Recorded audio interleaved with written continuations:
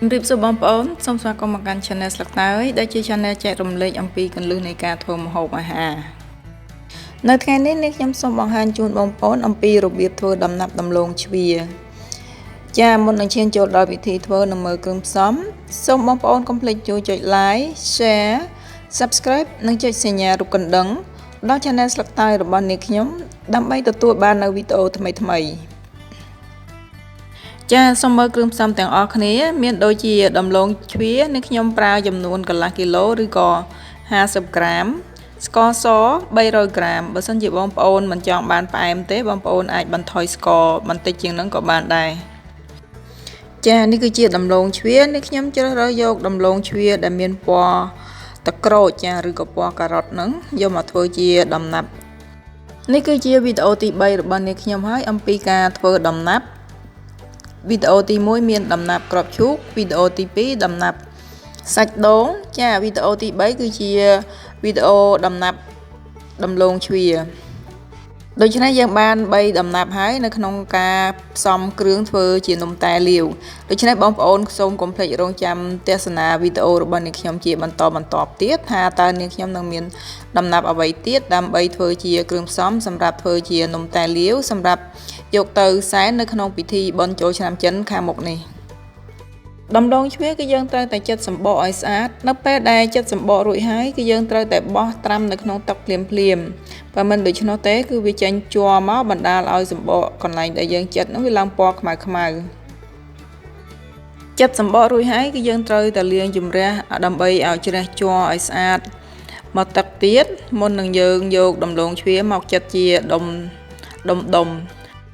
ទឹកនេះគឺនាងខ្ញុំនឹងចាក់ទឹកកំបោរចូលដើម្បីត្រាំដំឡូងជ្វាក្រោយពីយើងចិតជាដុំតូច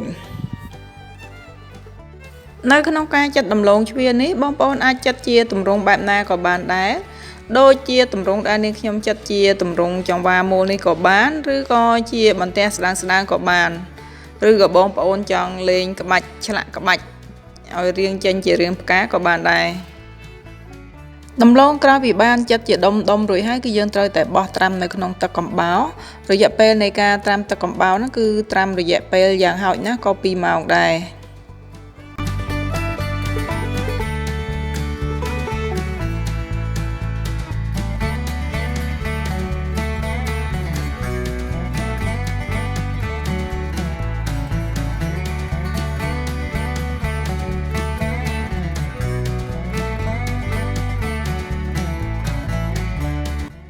ដំឡូងក្រោយពីបានត្រាំទឹកកំបោររយៈពេល2ម៉ោងហើយគឺយើងស្រង់ចេញបន្ទាប់មក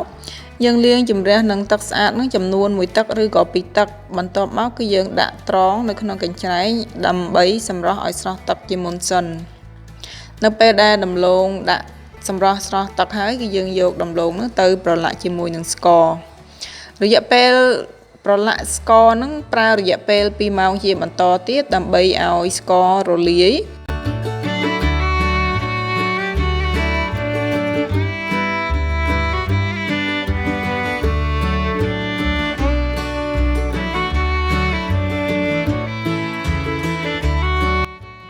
ចាដំឡូងរបស់នាងខ្ញុំក្រោយពីបានត្រាំប្រឡាក់ជាមួយនឹងស្កររយៈពេល2ម៉ោងហើយឃើញថាស្កររលាយចេញទឹកបន្ទាប់មក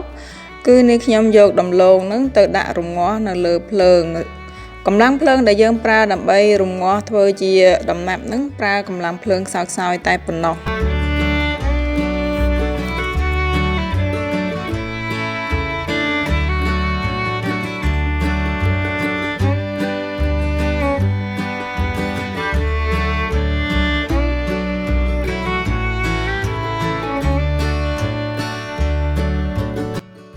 มันខុសពីការធ្វើដំណាប់មុនទេ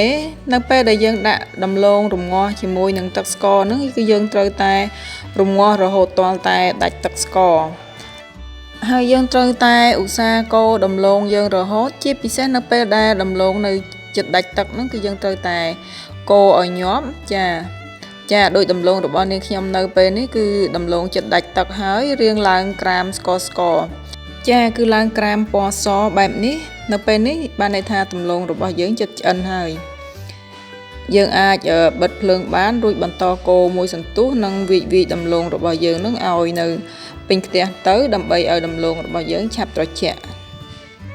នេះខ្ញុំចង់បញ្ជាក់ជូនបងប្អូនថាចំពោះដំណាប់នៅពេលដែលយើងធ្វើរួចហើយយើងទុកឲ្យត្រជាក់បន្ទាប់មកគឺយើង